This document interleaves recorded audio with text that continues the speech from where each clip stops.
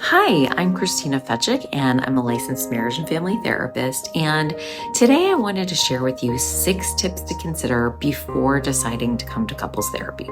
But first, I want to share with you a little bit about why I was inspired to share these 6 tips.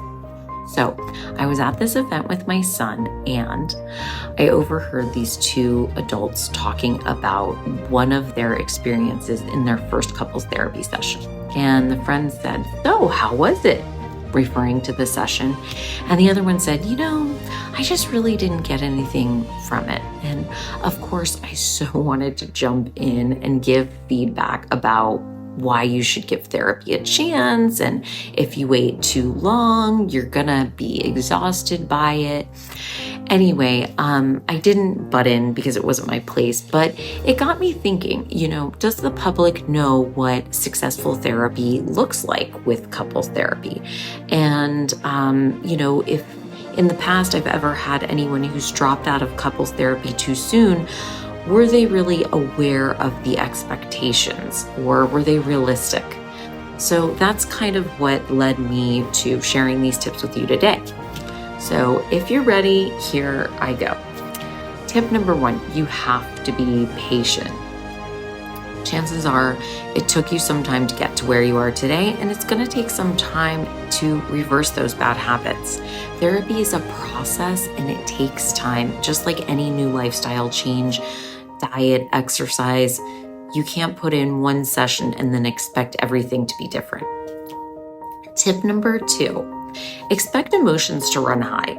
It's typical for therapists to ask questions that kind of get under your nerves because we're here to solve problems and to help you change.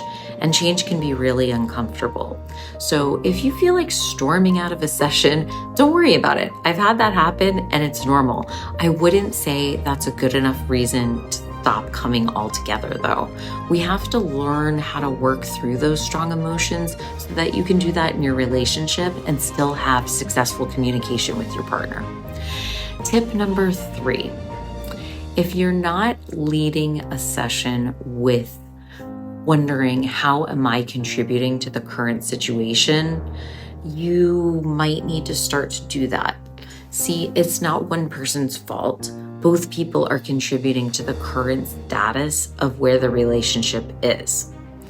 So I know sometimes people come in and they want to pit me against their partner. And although I think that's understandable and kind of funny at times, it's really not the best frame of mind to start with.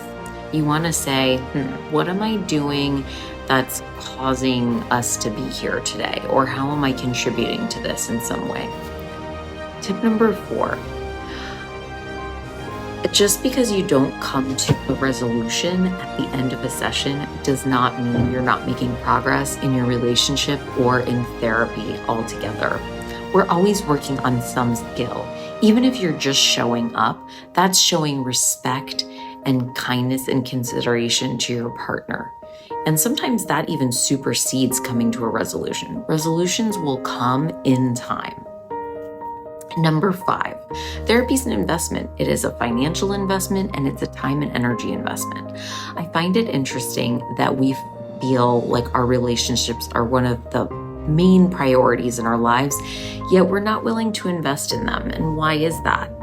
It's easy to spend money on fancy restaurants, luxury cars, beauty regimens, but when it comes to our relationship, we often neglect them. Not to mention that divorce costs $10,000 to $20,000 these days, depending on if you have children or not. So why put all of that money down the drain that you spent on the wedding and the honeymoon and all of the years you've spent together when you could spend some amount of money, time, and energy and learn some skills that can last you a lifetime? And if not for this relationship, they'll definitely be useful for the next one. And number 6, I can get creative with how and when you come to therapy sessions. I often recommend coming consecutively on a weekly basis in the very beginning. But then after you learn some skills, you can come every other week or eventually once a month. I'm willing to work with you. Just don't stop before you've reached your goals.